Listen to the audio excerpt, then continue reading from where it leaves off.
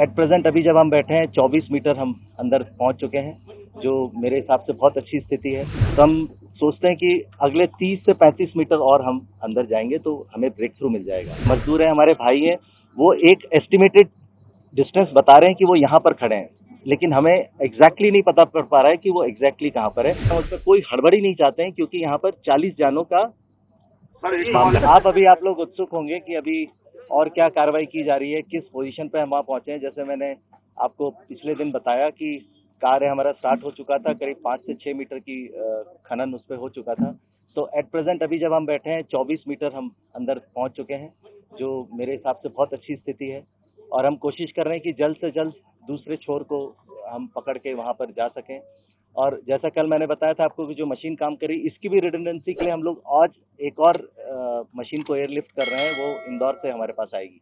तो वो कल सुबह तक पहुंच जाएगी, ताकि इसके पीछे अगर बीच में मान लीजिए ये मशीन रुकती है तो हम उसके सहायता से हम आगे का खनन कार्य कर सकते हैं।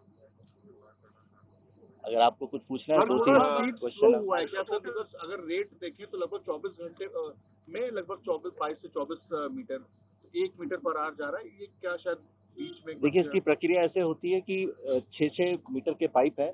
पहले हम उसको अलाइन करते हैं मशीन के ऊपर में और उसको फिर पुश करते हैं, और उसके अंदर एक ऑगर होता है जो अंदर से खनन करते हुए पीछे मलबा को फेंकते जाता है। लेकिन ये जो प्रक्रिया है इसमें ज़्यादा समय नहीं लगता है, लेकिन जो पूरा आपका पाइप है उसको जब हम लाते हैं मशीन के ऊपर बिठाते हैं, उसको अलाइन करते हैं, क्योंकि पहले ऑलरेडी कुछ पाइप आगे जा चुके हैं, अलाइन करते हैं, फिर उसकी वेल्डिंग करते हैं। सबसे महत्वपूर्ण चीज़ है वेल्डिंग। तो ये बड़ा नाजुक प्रक्रिया है, इसमें कहीं पर भी इधर उधर होने से अगर 1 सेंटीमीटर भी इधर उधर हो जाए तो आप जान सकते हैं कि मान लीजिए आप 30 मीटर पहुंचे हैं और 25 मीटर 30 मीटर के बीच में कहीं ब्रेकेज हो जाए, तो हम वो नहीं चाहते हैं।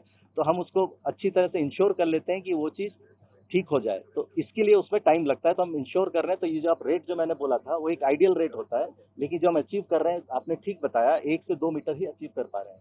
देखिए, हम कोशिश करते हैं कि शुरू में ये स्पीड कम होती है, जैसे जैसे हम आगे बढ़ते जा रहे हैं स्पीड ज़्यादा हो जाएगी, वर्कर्स को ज़्यादा एक्सपीरियंस हो जाएगा।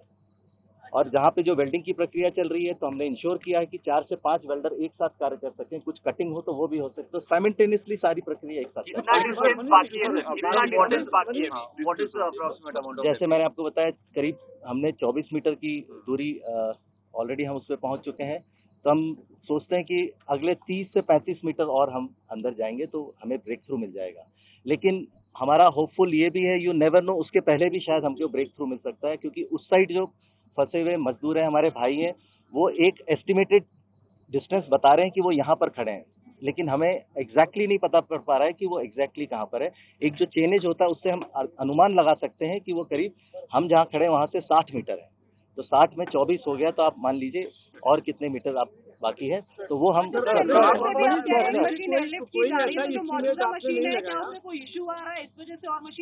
नहीं, वो हमारे, आपको मैंने पहले भी बताया, हम 1, 2, 3 बैकअप क्रिएट करके रखते हैं, ताकि कहीं पर भी कार्य जो है किसी भी स्थान पे वो रुके नहीं, आगे बढ़ता रहे। कंटिन्यूसली जब इस तरह के कोई भी कार्य होते हैं तो हम उस कार्य को और अच्छे से कार्य कर सकने के लिए हम साथ में सारे तकनीकी एक्सपर्ट बुलाते हैं जो हमारे साथ अभी मौजूद हैं, जैसे मैं पिछले 2-3 दिनों में बताया, और वो कंटिन्यू अपना कार्य कर रहे हैं कि इसको और कैसे बेहतर किया जा सकता है, या और कोई उपाय है कि नहीं, plan A, plan B, plan C कहीं फेल होता है तो वो उसको हम आगे एक्सप्लोर करते हैं।